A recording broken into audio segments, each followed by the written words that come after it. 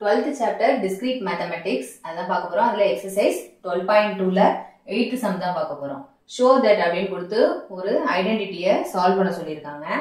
அதுக்கு நம்ம என்ன செய்ய போறோம் அப்படினா number of statements எத்தனை இருக்குன்னு நம்ம ஃபர்ஸ்ட் ஐடென்டிஃபை பண்ணனும். இதுல number of statements வந்து 2 இருக்குறதுனால நம்ம ஃபார்முலா என்னது 2 power n, அதாவது number of statements 2 இருக்குறதுனால இங்க என்ன செஞ்சுக்கிறோம் 2 ன்னு போடுறோம்.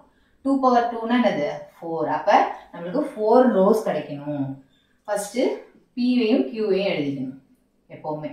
சோ 4 rows இருக்கணும்ங்கறதுனால என்ன செஞ்சுக்கிறோம் அத ரெண்டா ஸ்ப்ளிட் பண்ணிட்டா என்னது 2 2 ன்னு ஆயிடும். அப்ப 2 true 2 false. ஓகேவா? q என்னது எழுதிக்கலாம் அப்படினா p ல பாதின்னு வெச்சுக்கோங்க. 2 ல பாதி 1. அப்ப true false true false ன்னு ஆல்டர்னேட்டா வர மாதிரி எழுதிக்கணும். நெக்ஸ்ட் என்னது லெஃப்ட் ஹேண்ட் சைடு என்ன இருக்கு p and q, அதுக்கு நாட் எடுத்துக்கலாம். அப்ப ஸ்டெப் பை ஸ்டெப்பா நம்ம எழுதிக்கலாம். p and q ஃபர்ஸ்ட் கண்டுபிடிக்கணும். அண்ட்னா என்னது ரெண்டுமே ட்ரூவா இருந்தா மட்டும் தான் ட்ரூ, மீதி மாறி இருந்தாலும் ரெண்டுமே ஃபால்ஸா இருந்தாலும் ஆன்சர் ஃபால்ஸ் தான். இது ஒண்ணு மட்டும் ஞாபகம், ரெண்டுமே ட்ரூனா ட்ரூ, மீதி எல்லாத்துக்குமே ஃபால்ஸ். ஓகேவா? அடுத்தது negation of p and q. நெகேஷன்னா என்னது அப்படியே ஆப்போசிட், ட்ரூன்னு இருந்தா ஃபால்ஸ்னு எழுதணும், ஃபால்ஸ் இருந்தா ட்ரூன்னு எழுதணும். எதுக்கு கண்டுபிடிக்கணும் நெகேஷனை p and q இங்க கண்டுபிடிச்சு வச்சிருக்கோம் இல்லையா, அதுக்கு தான் கண்டுபிடிக்கணும்.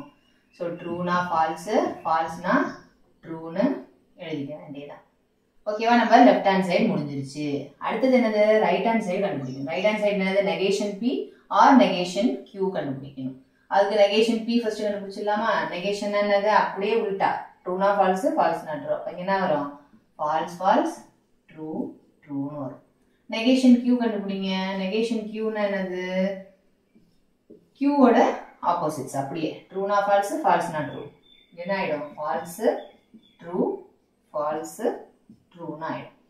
கடைசி என்ன செஞ்சிருக்காங்க இது ரெண்டுத்துக்கும் ஆர் போட்டிருக்காங்க, அதாவது negation p R negation q கடைசியா கண்டுபிடிச்சிருக்காங்க. ஓகேவா?